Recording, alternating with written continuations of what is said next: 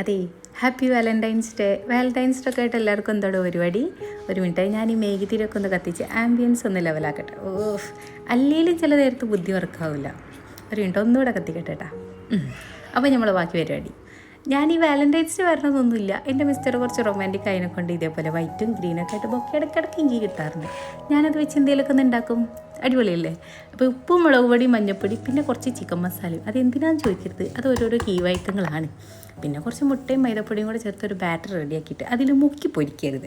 അതിലിട്ട് നന്നായിട്ട് മിക്സ് ചെയ്തിട്ട് ഓരോന്നെടുത്തിട്ട് പൊരിക്കണം. ഈ മുക്കി പൊരിച്ചാൽ കുറച്ച് കഴിഞ്ഞ് തണുക്കുമ്പോൾ ഫ്ലവർ വേറെ അത് തോല് വേറെ ആയിട്ടങ്ങ് പോരും. ഇങ്ങനെ പൊരിക്കുമ്പോൾ ആ പ്രശ്നം വരുന്നില്ല, നല്ല ക്രിസ്പായിട്ട് ഇരിക്കുകയും ചെയ്യും. പിന്നെ ഇടയ്ക്കൊരു വെളുത്തുള്ളി ചതച്ചിട്ടോ, അതിന് വേറെ ടേസ്റ്റാണ്. വെളുത്തുള്ളി കഴിക്കാനും അതിൻ്റെ സ്മെല്ലിനും. നന്നായിട്ട് കറുമുറാന്ന് വറുത്ത് കോരിയിട്ട് ഒരു ചട്നി, ഒരു പുതിന ചട്നിയൊക്കെ വെച്ചിട്ട് സൈഡിൽ ഇങ്ങനെ വെച്ചിട്ട് കറുമുറാന്ന് കഴിക്കാം. അപ്പോൾ എന്താ വാലൻറ്റൈൻസ് ഡേ ആയിട്ട് എല്ലാവരുടെയും പരിപാടി? പറ കേൾക്കട്ടെ.